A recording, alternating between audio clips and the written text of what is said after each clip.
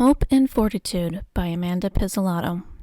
Branwe atan harthad, hope beyond endurance, a fortitude that took him to places no one else dared to go, and carrying something that many had succumbed to, even him. Master Baggins, Frodo of the Nine Fingers, among other names given to him during and after his journey to Mordor, was a model of hope and fortitude, having a particular resilience to the dark, icy tendrils of the ring's influence. While one can argue that the rest of the Fellowship had fortitude, and they would be right, I want to focus on just Frodo, for a number of reasons. One reason is that he is my favorite, but another reason, and perhaps the real reason why he has been on my mind, is that quite a few people seem to insist that Sam is the true hero of the series, even though the whole Fellowship were heroes, and Sam would be among the first to say that Frodo is just as much a hero as any of them. Oddly enough, a lot of people complain about violence in both movies and reality, yet are among the first to hail and remember the heroes who fight with sword and gun. Not that they shouldn't be hailed, they should be honored with pomp and splendor for sure. But we also shouldn't forget those who fight silently, the ones who fight for control over thoughts and words. Those who fight the stealthy and silent evil that worms its way into minds and hearts, corrupting from within. That was Frodo's job, to fight that silent evil, an evil which should be considered more terrifying than any Lovecraftian horror. For if the devil can assume many forms, he is more likely to choose a form that pleases us to destroy us. That too is the true fear brought by Sauron, not his vast armies and his riders, terrifying as they were. No, it was the fact that in the Silmarillion, he could and did mask his evil intent behind beautiful words, and a pleasing visage before destroying everything as soon as he had his way. But that is an article for another time.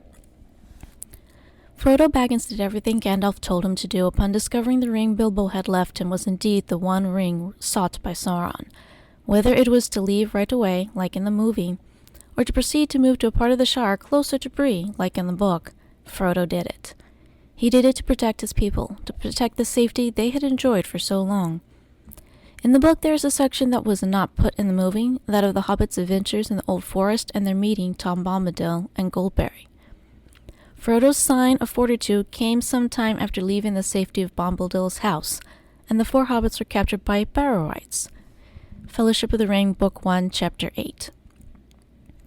Frodo was the first to wake from the Barrow-wights' spell and was faced with a choice: to leave his friends and escape, or stay and try to save them all. He chose to stay, fighting off the Barrow-wight and calling upon Tom Bombadil, ultimately saving them all. Well, the sequence of events was unable to be shot for the movie, and now many see it as completely unnecessary for the story overall. It was the first time we see Frodo's courage in action.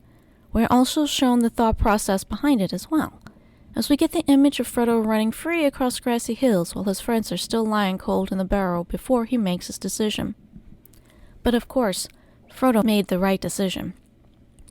One could say this was an easy decision, and maybe it was, but it is a decision that comes before a much harder decision, that of taking a malignant piece of jewelry back to its place of making to destroy it. Once Frodo left the Old Forest with his friends, he went straight for Bree, where he was to meet Gandalf and go from there, as the ring was now out of the Shire. But, as we all know, that didn't happen, and Frodo had to make another choice, whether or not to trust Strider. But once the man proved he knew the wizard, Frodo chose to trust him and let him guide him to the next step in their journey, Rivendell. Along the way, they were faced with the ring wraiths, and Frodo's courage was tested again. He put on the ring. In the book, he actually fought the ring wraiths before the Witch King of Angmar stabbed him.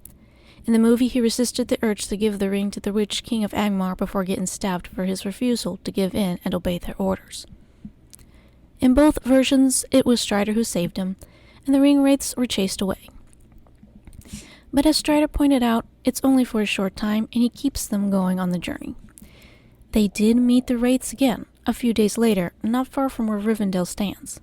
In the book, Frodo rode alone to the fort of Brunnen upon Glorfindel's horse, whereas in the movie he was taken there by the Lady Arwen. However, in the movie it seems like the effects of the blade shard worked faster than in the book, since book Frodo was still in rather full command of himself when the riders gave chase. Thus he seems stronger in the book than in the movie, but eventually he still was not strong enough to face the riders for long and fainted. He regained consciousness in Rivendell several days later, his wound well on the mend, though it would never fully heal. Elrond noticed how resilient he was to the influence of the ring and was amazed at how far he had come bearing it, as well as amazed at how well he was healing from the wound. So too was Gandalf, but both were reluctant to ask Frodo to carry it any further. Thus, when the others arrived, by happenstance in the book and by summons in the movie, no one outright asked Frodo to do it. He stands and volunteers of his own accord, despite being badly wounded already. He had already come face to face with the enemy's greatest soldiers and had had a taste of the evil, both from the ring and their blade, but chose to continue. Another moment in the books that many point to as proof that Frodo is stronger in the book than the movies is that in the books, Frodo stabbed the foot of the cave troll when Boromir was barricading the door of Moria. In the movie, Aragorn and Boromir barricaded the door before the orcs and the cave troll reached the tomb room, so Frodo didn't get that chance. But he still charged into battle with the rest of them. While yes, he needed to be protected because he was carrying the ring and he needed to get to Mount Doom, that doesn't mean he was weak. A lot of people seem to forget that going on even while in pain requires a strength and courage that is almost supernatural. Boromir noticed it on their journey, and Sam saw it get increasingly worse day by day the closer they got to Mordor.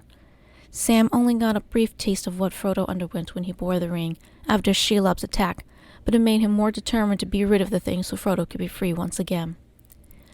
I could go on, but I will just mention one more thing about Frodo's fortitude: forgiveness.